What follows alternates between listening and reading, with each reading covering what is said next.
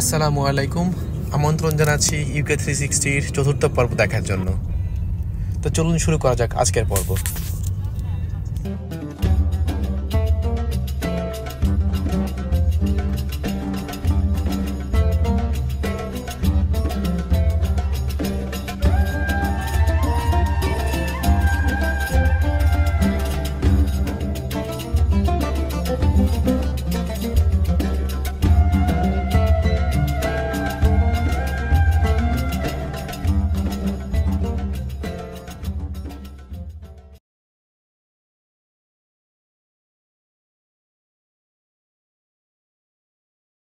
আজকের পর্ব শুরু করার আগে চলুন চট করে দেখে নেওয়া যাক ম্যাপের কোন কোন লোকেশনে আমরা আজকে যাচ্ছি।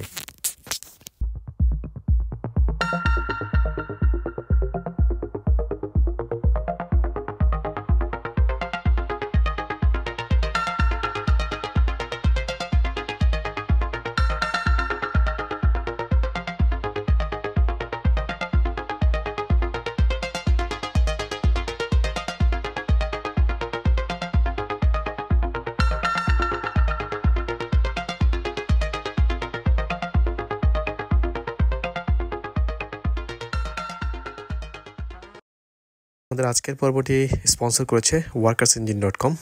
যারা অনলাইনে ইনকাম করতে চান এই সাইটটি ভিজিট করে ইনকাম শুরু করতে পারেন। আমরা চলে আসলাম আমাদের প্রথম ডেস্টিনেশন দিনাজদিন সি বিচে। এটা কেন্ডাফন টাউন থেকে খুব বেশি দূরে না, কাছাকাছি। তো এখানে গাড়ি নিয়ে আসতে পারবেন, ফ্রি পার্কিং পাবেন, toilet access, disable access, cafe সব কিছুই পাবেন এখানে। সি বিচটা বেশ পরিষ্কার মনে হচ্ছে, বালুকাময় সি বিচ। এখান থেকে অ্যাঙ্গেলসি এবং লিন উপদ্বীপের খুব সুন্দর দৃশ্য দেখা যায়। যারা আসতে চান আসতে পারেন। সি বিচটা দেখে বেশ পরিষ্কার মনে হচ্ছে, প্রচণ্ড বাতাস। সমুদ্র সৈকতটা সাঁতারের জন্য আদর্শ। এখানে স্পিড বোট এবং জেট স্কিসের জন্য দুইটা স্লিপারও আছে এই সমুদ্র সৈকতে। এখানে বেস্ট ফিশিং, উইন্ড সার্ফিংও করা হয় সামার টাইমে অবশ্য। এখানে কিছু বিরল প্রজাতির পাখি আসার কারণে বৈজ্ঞানিকদেরও আসা যাওয়া অনেক বেশি। আর এখানে দক্ষিণ দিকে লৌহ যুগের একটা পাহাড়ি দুর্গের ধ্বংসাবশেষ আছে, যেটা আমি এখান থেকে দেখতে পারতেছি না, যতটুকু জানি আর কি। সব মিলিয়ে আমি বলবো সমুদ্র সৈকতটি খুবই চমৎকার, খুব সুন্দর।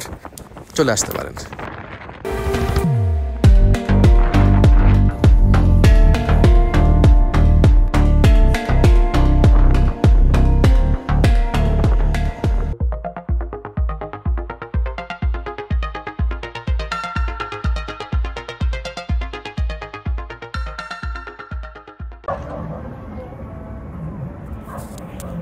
আমরা চলে আসলাম গ্রেট জর্জ ওয়াটারফলে। এটার অবশ্য আরেকটা নাম আছে, সেটা আমি পরে বলবো। ম্যাপ থেকে দেখে অন্য একটা নাম আছে, যেটা ইংলিশে আর কি। এটা গ্রেট জর্জ ওয়াটারফল।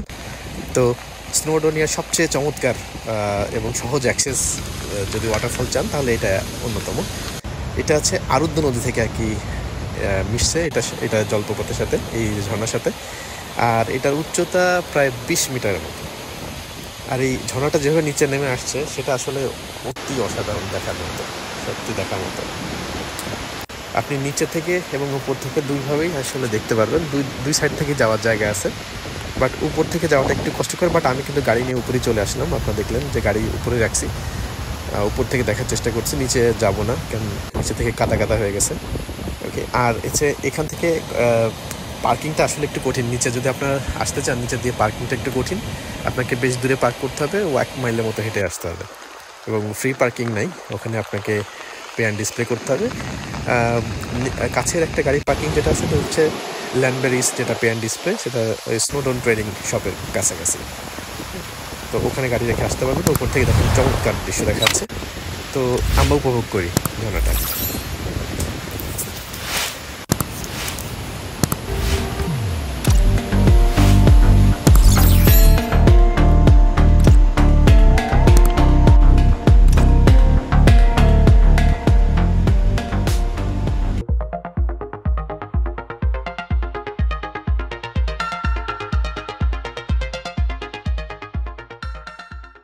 আমরা চলে আসলাম আমাদের নেক্সট ডেস্টিনেশন হলিহেডে।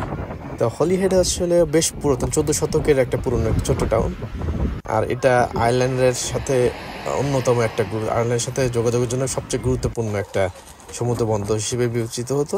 1800 সাল থেকে এই আইল্যান্ডের সাথে বাণিজ্যের জন্য একটি বন্দর হিসেবে বিবেচিত ছিল, আর এখানে রেগুলার আয়ারল্যান্ডের ফেরি যাতায়াত করে। এখন এখানকার অন্যান্য আকর্ষণ তো হলিহেড মাউন্টেন আছে, আর সাথে সাথে সাউথ স্ট্যাক লাইট হাউসও আছে, যেটা আমরা একটু পরেই যাব সেখানে।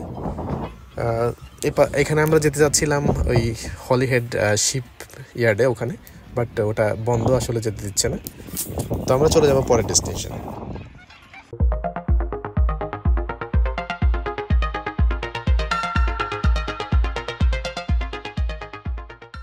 আমরা চলে আসলাম আজকের পর্বের last destination south stack light হাউসে। তো আমরা লাইট হাউসটা দেখতে যাব। তো এখানে পার্কিংটা পাওয়া একটু বেশি মুশকিল, এখানে দুটো গাড়ি যাওয়ার পরে আমি পার্ক করতে পারলাম। এটা আপনার অ্যাঙ্গেলসি এবং ওয়েলসের উত্তর পশ্চিম উপকূলের একটা ছোট্ট একটা দ্বীপের উপর নির্মিত। এটা ইন্ডিপেন্ডেন্ট একটা দ্বীপ, তার উপরেই নির্মিত হয়েছে এই সাউথ স্ট্যাক লাইট হাউসটা।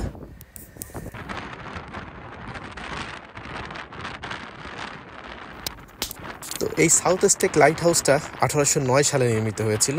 এটা নির্মিত হয়েছিল জাহাজগুলো আয়ারল্যান্ড থেকে আসে, সেই জাহাজগুলোকে নিচের যে বিপজ্জনক পাথর থাকে এটা সম্পর্কে সতর্ক করার জন্য, কারণ এখানকার সমুদ্রের পাথরগুলো খুবই ডেঞ্জারাস।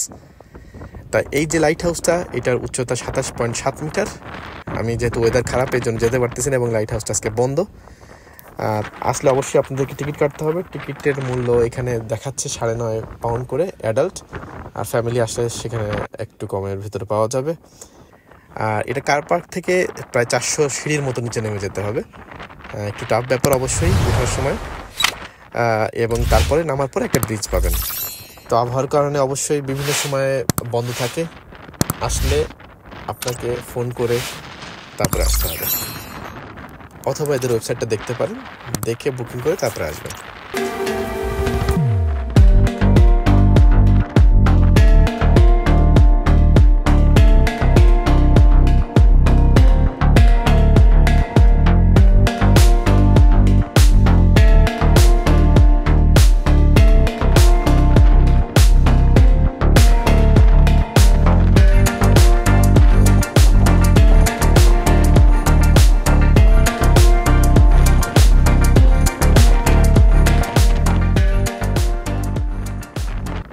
তো ধন্যবাদ সবাইকে আজকের পর্বটি দেখার জন্য।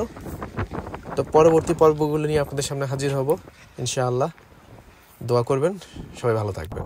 আসসালামু আলাইকুম।